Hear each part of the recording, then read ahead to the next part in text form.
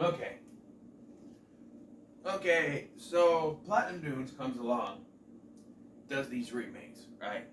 They do Texas Chainsaw Massacre, Amityville Horror, Friday the 13th, or The Hitcher, Friday the 13th, and Nightmare on Elm Street, right? They do 5 remakes. Then you have The Hitcher came out. It was in the middle of those. It was the middle one.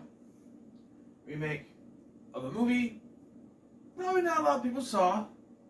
The original was very underappreciated. I can see that, right? Right. So they took that film, a very subtly done road trip thriller film, and decided, let's make it a horror slasher. Let's make it a slasher film. Let's have this guy be cutting up people on this trip. And take all the subtlety that made the original film good in the first place and just throw it out the window. That's really what it is, folks. Bar from a great performance from Sean Bean. And Neil McDonough. We'll get to him. Other than that, it's a horror movie released in the 2000s. It's not subtle whatsoever, because subtlety in the 2000s, who knew that? And apparently this was directed by a music video director. When you know that, oh, a lot of sequences in this film make sense. Before I get to the review outright, I just want to talk about today, which is Monday the 3rd if you're watching this. You're actually going to get 3 videos, because my dumbass forgot about the Platinum Dunes remake ranking when I made my schedule. So you're going to get this one right now, 8 a.m.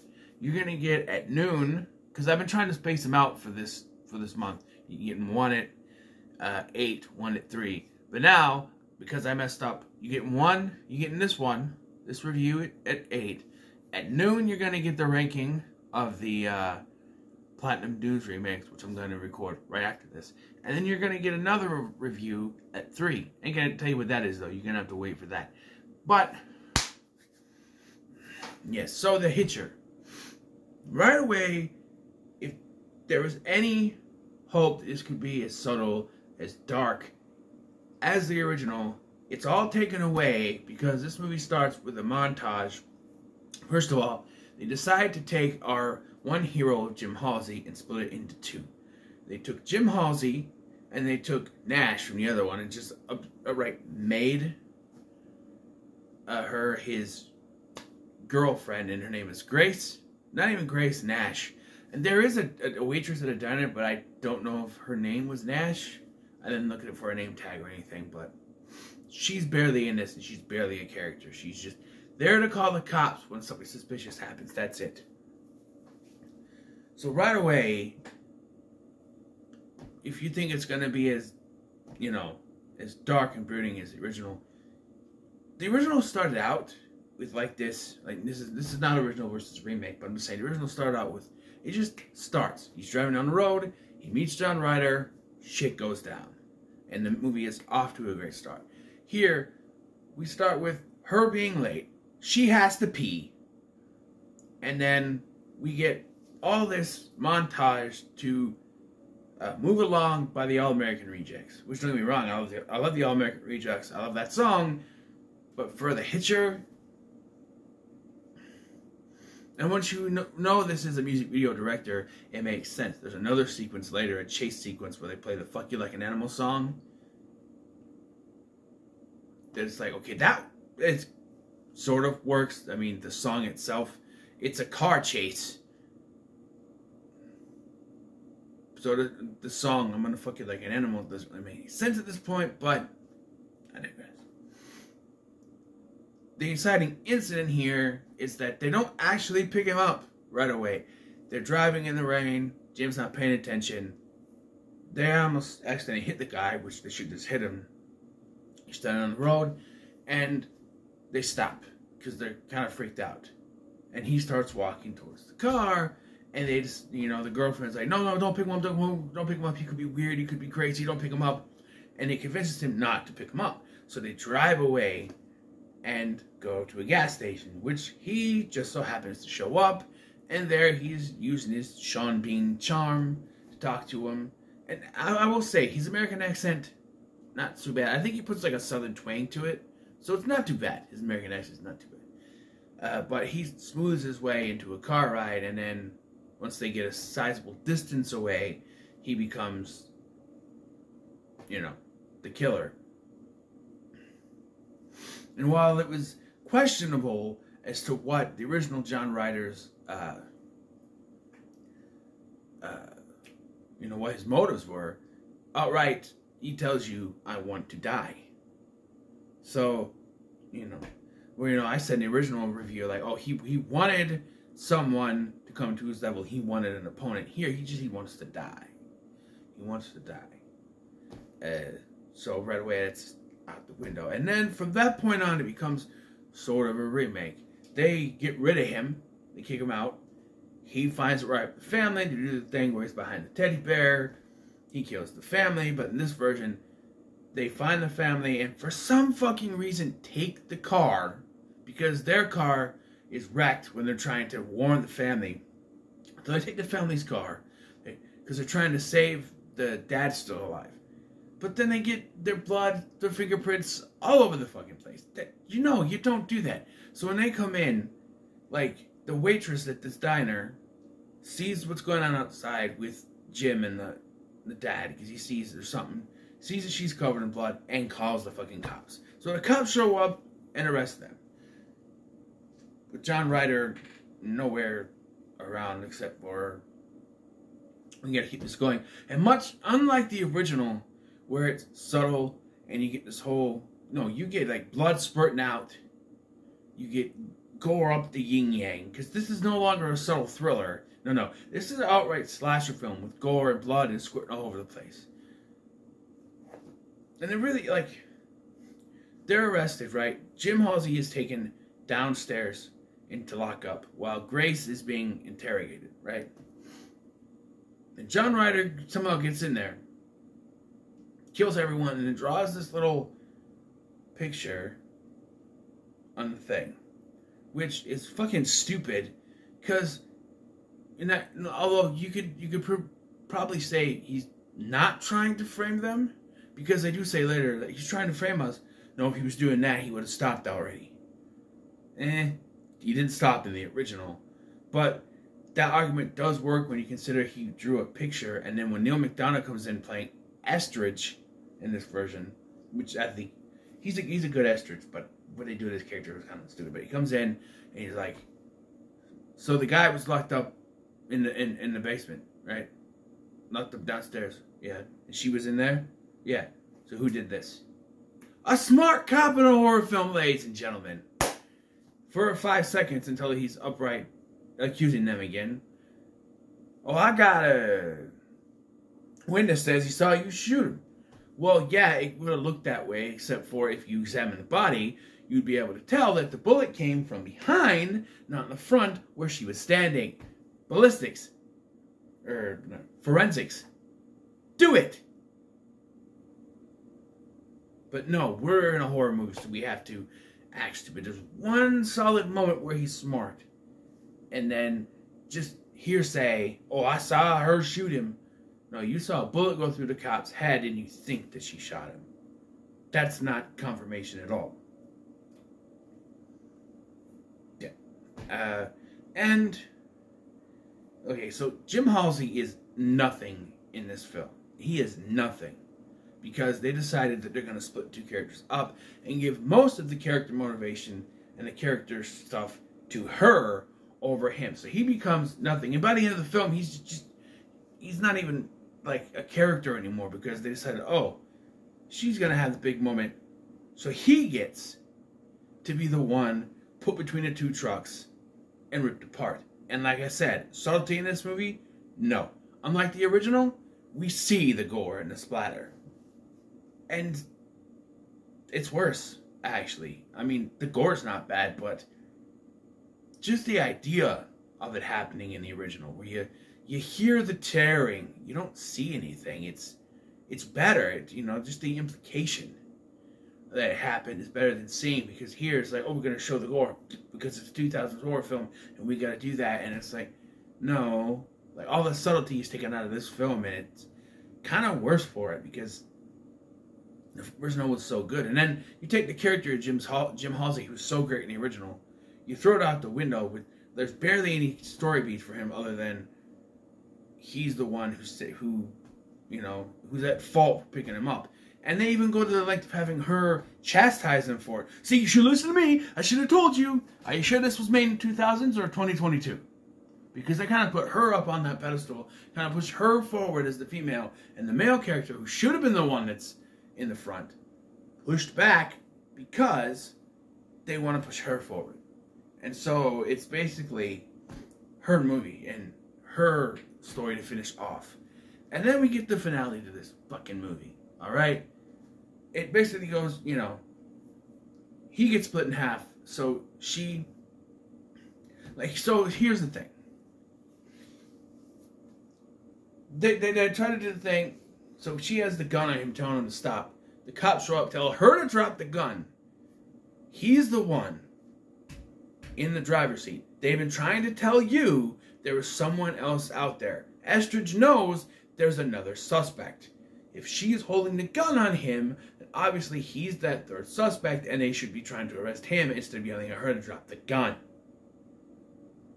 And you could defend and say, oh, well, they're trying to make sure she doesn't shoot them. Sure, but, if you really think about it, and they're like, oh, he must be the third suspect, she's not going to shoot us. But she puts her gun down. He does it anyway. Jim goes, pfft, and you see it, of course. And then, much like the original, he gets arrested. But then they throw this at you. His real name's not John Ryder.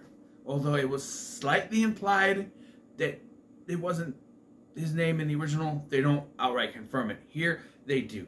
They say the real John Ryder has been missing, and this guy, they don't know who he is. And so, then we get the finale to this, okay? So, unlike in the original where Jim Halsey decides, he's gonna escape and I have to go out and I have to try to stop him. Here, they're just driving behind him. And then he's able to get loose by breaking his thumb and squeezing his hand through, which would not work because we clearly see Estridge clip those things to the tightest as they could be before they put him in the truck. Or in this van. It's not a bus this time, it's a van. So, that wouldn't even work. Especially when you show us that he does that real tight. And you just think, like, dislocating his thumb is going to be enough for him. No, it wouldn't. Not when they're at the tightest setting. They even show him going, ugh, because it's so tight. No, that doesn't make any sense. But, who am I? Who am I? I'm just some guy on YouTube who watch horror movies. I don't know nothing. Except for I've watched a lot of horror movies, and I know that wouldn't work.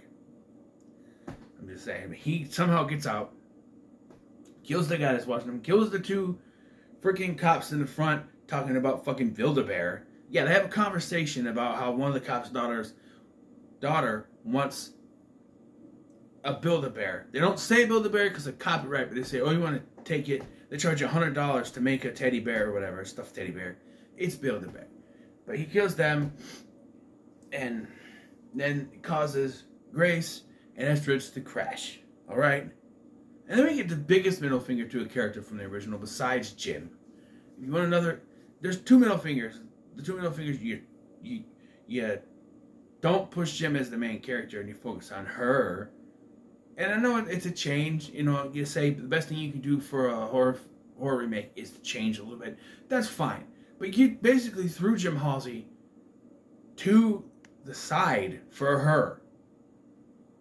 Couldn't you call her Jane Halsey? Something like that? But no. No.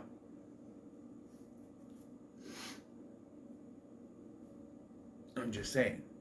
Make it a female-led film and not have Jim Halsey in the movie at all. That would have been better.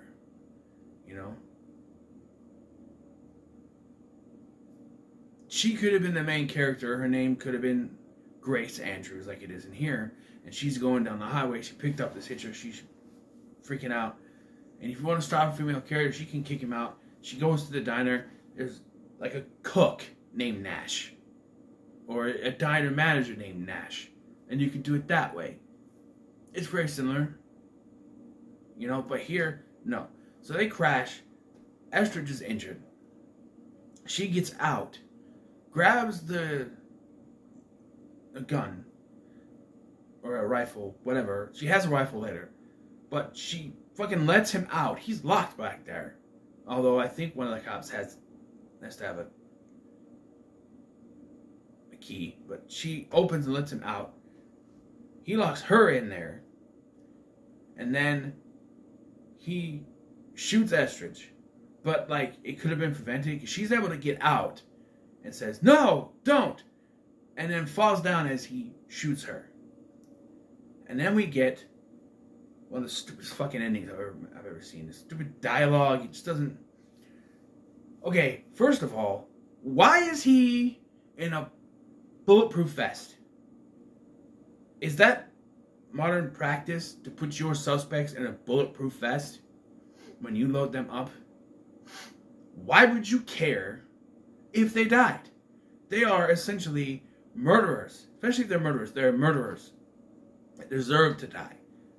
Why would you care enough to put them in a bulletproof vest when you load them up and take them to prison? Who cares? They're criminals. The worst kind of scum and villainy.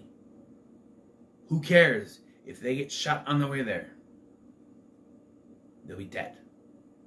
They deserve it. Now, you could change that with someone who's not actually guilty, but a murderer, come on. Why would you put him in a bulletproof vest? It makes no sense. But anyway, he's got a bulletproof vest on, so she shoots him a couple times in the chest. Why would you do that? She shoots him in the head a couple times. She shoots him in the head. He falls down. She has the rifle. He says, feels good, doesn't it? She replies with, I don't feel anything. Shoots him. Movie ends. Credits.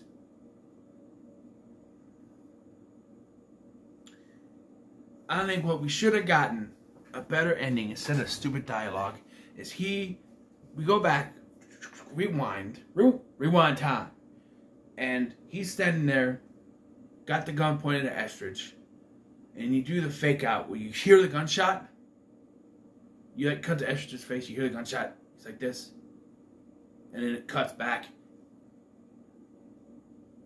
and you see him fall, you see Ryder fall, and then Grace is behind him with the shotgun. Shot him in the head, he's dead. And then we have like a scene where they recuperate, all that stuff. I know they kind of did the dialogue, we don't know who he is, you know, all that stuff, but like, they said they were taking him somewhere where her parents were going to pick her up at a trauma center or something, so we'll cut to she's there, the parents show up, there's a hug, and Estridge is just there, he's getting bandaged up, and stuff like that in the end of the film. That sort of thing. I don't think you needed the cheesy dialogue that you had. Estridge did not need to die. Why does this character not get justice in these movies? In the original, he was one of the survivors, whereas, like, in the second one, he was thrown to the wayside, basically, and then here, especially you got Neil McDonough to play him, it's, But yeah, if you don't tell, I didn't particularly care for this movie. Watch the original. This one, not worth your time. Very simply. But I'll tell you what. Is this worse than the worst? I'm not going to tell you which one, but is this the worst is this worse than the worst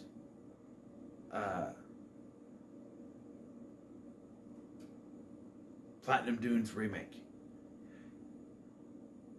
You'll have to find out in my ranking video. But until then, what are your thoughts on The Hitcher 2007? Leave in the comments below. Like, share, and subscribe. Thanks for watching. I've been Scotty, and I'll see you in the next one.